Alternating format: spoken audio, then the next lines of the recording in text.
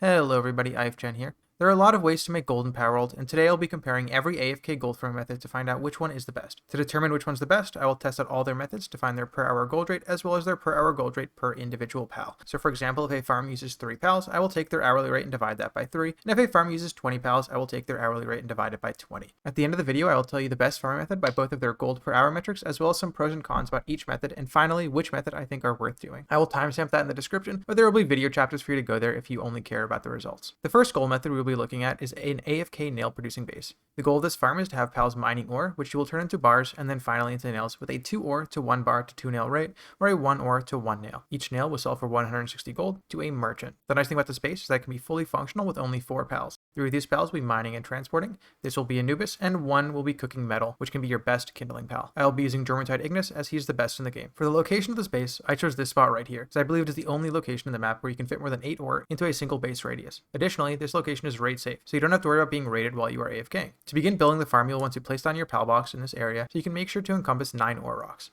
Then place chests near, but not too close to the ore rocks to allow Anubis to transport ores into the chests without stopping the ores from spawning. Additionally, you'll need to place beds for your pals and a feeding box. Optionally, you can place your nail producing setup here as well, so a furnace, an assembly line, and a power generator. Otherwise, you can just bring your ore back to your main base when you are done AFKing and cook it there. Finally, you can also place a pickaxe and helmet station for your mining pals to work faster if you desire. I tested this farm for a little over 2 hours, 2 hours and 8 minutes to be exact, and when I came back I was able to craft 627 bars, which would sell for 200,640 gold, which would give us an hourly rate of 200,000 divided by 2.133 hours, 94,065 gold per hour, and a per pal this would be around 31,355 gold per hour. The second method I tested was actually a comparison of 2 methods, one being farming berries and cooking them and selling them to a merchant for 10 gold each, and one being farming lettuce and tomatoes, turning them into salads and then selling them to a merchant for 120 gold each. One thing to note about these farms is that I will be testing them using the Floppy method, as using transportation pals is significantly slower. In case you didn't know, Floppies are a pal that can be used to transport items while you are in the base. As long as you have the Floppy necklace in your key items inventory, Floppies will run around and pick up items in a certain radius around your character. One thing to note is that the Floppy's pickup range increases with star level, so it is recommended to either build your farms close to your central AFKing location, or to upgrade your Floppy star level to increase their range to encompass your entire base. To set up these farms, you'll need to place a pal box down in an area with a lot of space for plantations. Next, the amount of plantations you need to place down are entirely dependent on the star level and passive skill bonuses of your pals. For a baseline 0 star level and 0 passive skill Lyeline and Jormuntide farm, you'll need to place down 51 berry plantations for the berry farm, and for the salad farm 19 lettuce plantations and 13 tomato plantations. Additionally, you'll need to place down a water fountain, a flower box, a silo, a feeding box, 1 electric cooker for the salad farm, and 3 electric cookers for the berry farm, as well as 1 electric generator. The pal layouts used for the farms are as follows. On your character, you'll want to have 4 floppies, preferably upgraded as much as you can afford, and 1 electric pal to power your generators.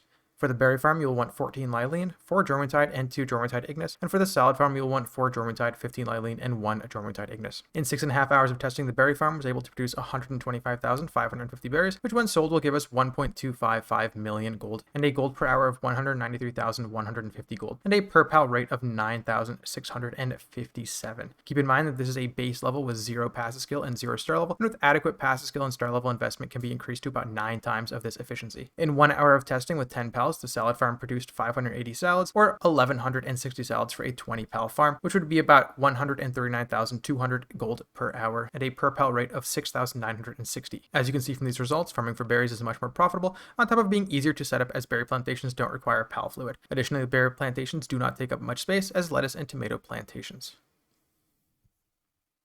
The last basic farming method that I tested was using ranch animals. As you probably already know, Mao, the black cat pal, can produce gold coins when assigned to the ranch. Theoretically, you would expect this to be a good gold AFK, but the amount of gold they produce is abysmal. A minimum level Mao produces 10 gold coins every time it enters its production phase, and in case you didn't know how ranch animals work, I believe all ranch animals have a same baseline production rate. The only thing that differs is what they produce. So a level 1 chicken and a level 1 cow would produce milk and eggs at the same rate. The only difference would be that one would produce eggs and one would produce milk. So let's say that a ranch animal produces its resource every minute. It would get 10 gold coins per minute per Mao at level 1. To put that into perspective of how bad this is, a Sibilex at level 1 produces 1 high quality cloth, which sells for 40 gold, which is baseline 4 times better than a Mao. For science sake, I tested 4 Mao and 4 Sibilex over the course of an hour and 5 minutes, and here are the results of that. In 1 hour and 5 minutes, 4 Mao managed to produce 1,180 gold, and in that time, 4 Sibilex were able to produce 133 high quality cloth, which was a rate of 1 to 40 gold, would be worth 5,320 gold, which is a little over that 4 times more per pal than a Mao. If we scale these rates up to 20 pal base, we we get 5,900 gold from a 20 pal base filled with Mao, and we get 26,600 gold from a 20 pal base filled with Sibylix. The 1 pal rates for these farms are a 295 gold per hour per pal rate from a Mao farm, and a 1,330 gold per hour per pal rate from a Sibylix farm. As with the farming bases, this can be scaled up with higher star levels, but in one of my previous videos, I went over the issue with ranch animals and how they are not affected by work speed in the same way as other pals. So work speed will not increase their effectiveness. But with a max star level, you can expect them to produce about 2.5 times as much gold per hour as I stated above.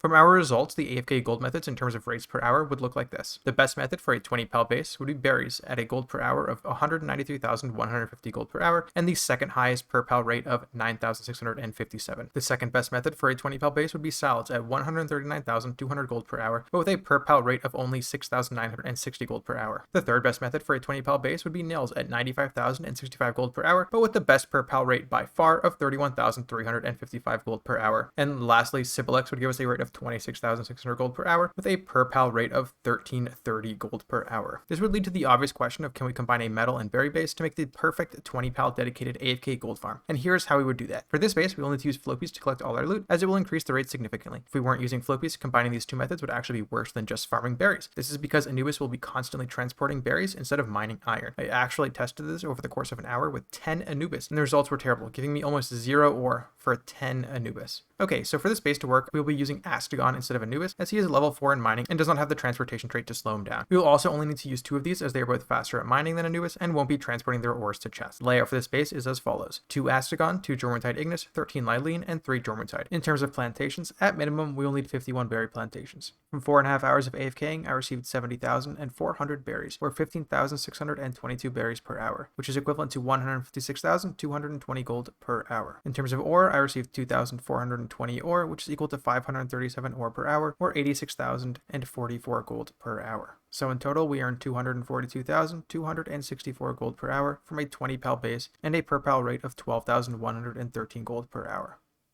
So what is the best AFK gold making strategy in the game?